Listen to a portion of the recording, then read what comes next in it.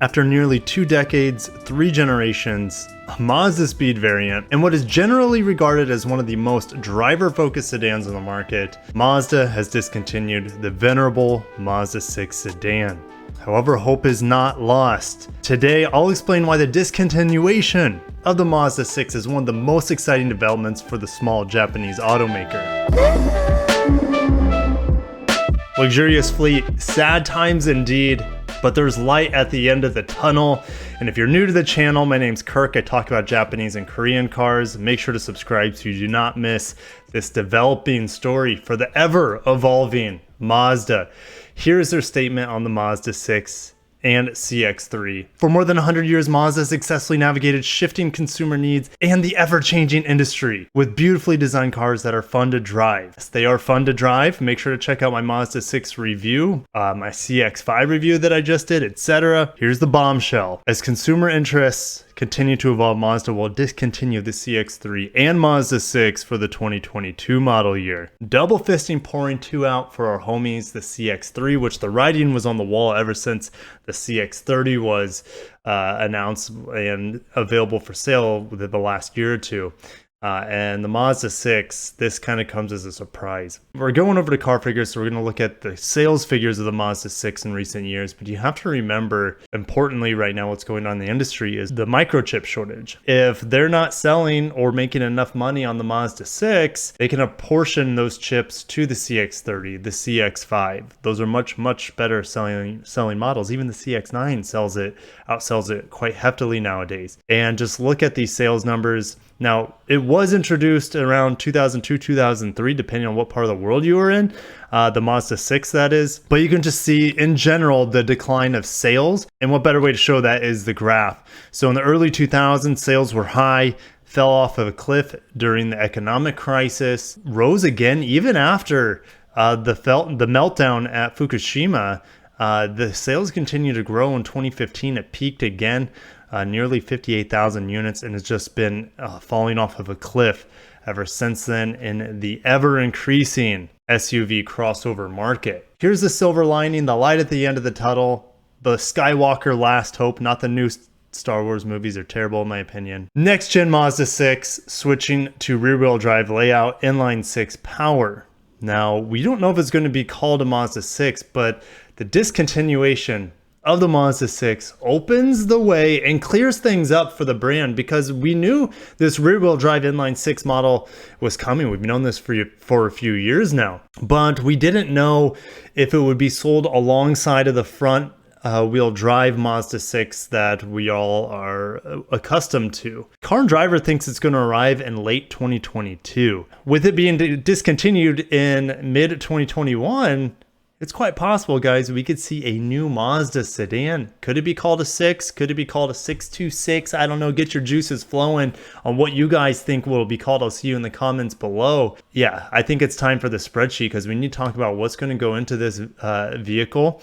And what it will look like. We'll talk about that, which I've already showed images. And here are these engine options that Mazda teased to us. So we have a 3-liter inline Skyactiv 6 engine. We have a plug-in hybrid 4-cylinder, and I don't know if it's turbocharged or not. And I have taken stabs that it could actually be a Toyota engine, this 4-cylinder, but time will tell. And then this is their all-new diesel engine. They're not giving up in diesel. I love that. Bring it to America, even though, gosh, the last Mazda 6, the rumors for diesel coming to that vehicle here in the United States went on for like a decade, I swear. And then it came to the CX-5 finally, the diesel did. And then it was here for a year or two, and then they quietly discontinued it. So it would be badass if they have a really clean burning diesel engine.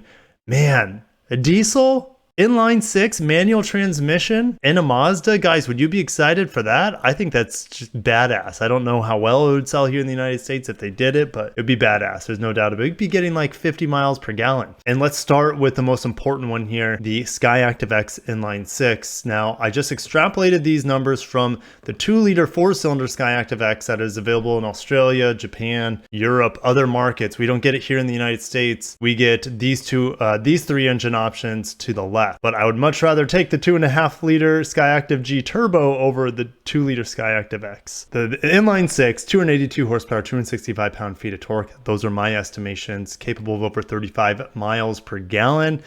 We're going to see it in the rear-wheel drive based models, and we don't really know what those are going to be. I would assume the CX-5 stays front-wheel drive, and we just saw leaks, I covered this on the channel, of a new crossover. Could it be the new CX-5 in that? Maybe.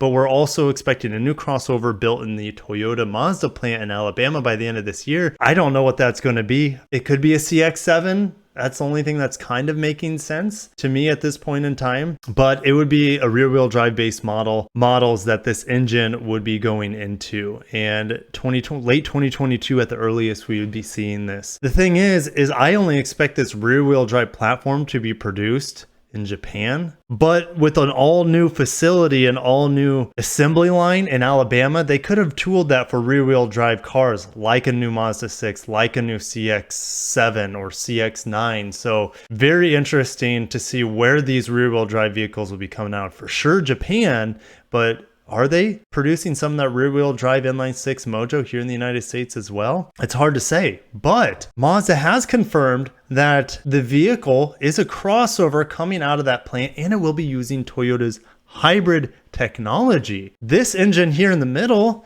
this is a plug-in hybrid 4-cylinder. Could this be the Toyota technology that they're talking about? Well, it's a possibility, and the reason is that we're getting an all-new hybrid technology with the new Tundra, we're getting it with the new Tacoma, Sequoia, Land Cruiser, we're getting a 10-speed auto. That's what this could be on the back end with an electric motor connecting the gasoline engine. So this could be very similar to Toyota's setup and using Toyota's technology here, but we have to wait to see. Remember, Toyota owns 5% of Mazda, maybe a little bit less than that, but pretty close to 5%. So they wouldn't be shy about using Big Daddy's technology. Now that engine, plug-in hybrid setup, if they wanted to even turbocharge it as well, I mean, there's talks about Toyota doing it with the 2.4 liter turbo. Mazda could be doing the same. I don't know if they would be using the Skyactiv 2.5 liter that we have. That's excellent engine, but they don't make it in America. So Toyota and Lexus will be using a 2.4 liter. We should see that on the new NX this later this year and possibly revealed here shortly. So heck, I wouldn't even be surprised if this guy's, I know I'm changing it on you, 2.4 liter turbo 4, that could be the 2.4 liter turbo that we're getting in the upcoming NX, the upcoming RX potentially. I mean, guys, speculation. Hopefully you brought your grains of salt with you. This is what goes through my head, but I get more excited when I actually talk about it.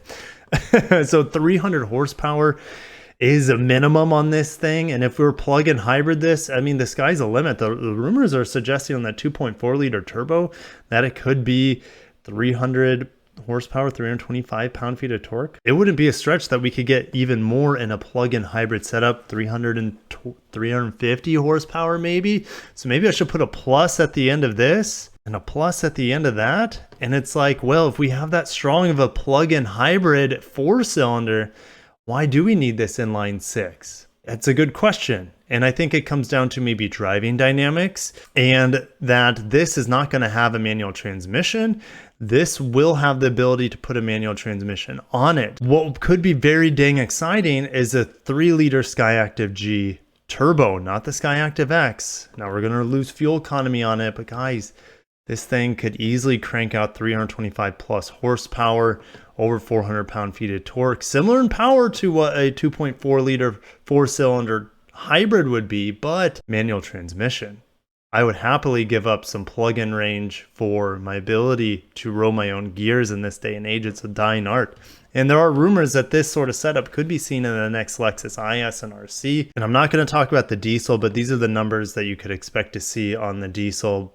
Unlikely to get it here in the United States. And this thing, guys, is going to look insane based off of the Mazda Vision Coupe concept that was teased a few years ago. If it looks remotely close to that, this thing is going to be eye-catching on the streets. Your average person is going to see a Mazda and they'll be like, what the heck?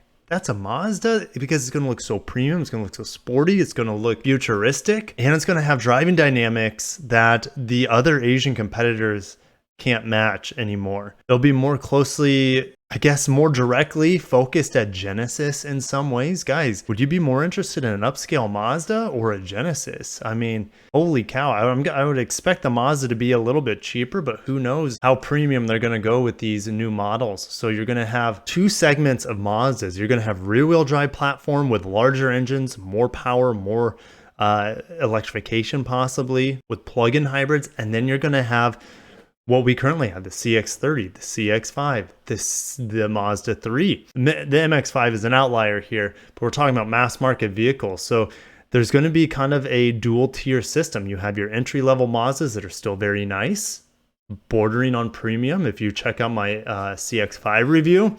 And then you're going to have your straight up premium models, rear wheel drive, great powertrains, sporty driving dynamics, potential manual transmissions. Guys, I don't know what else to say. I hope we learn more about this, and I hope a new Mazda 6-like vehicle, whether it's a 6 or they call it something else, with rear-wheel drive capabilities and inline 6 and plug-in hybrid capabilities. Guys, I hope it comes by the end of 2022. I really nerd out about what's coming for Mazda because there are so many unknowns, so I can really get out the tinfoil hat and have some fun with it. But guys, I'll see you down below. If you made it this far in the video, smash the like button. Pour one out for our homie, the Mazda 6, but I think it'll be back better than ever. I'll catch you in the next video. Take care of yourselves. Peace out.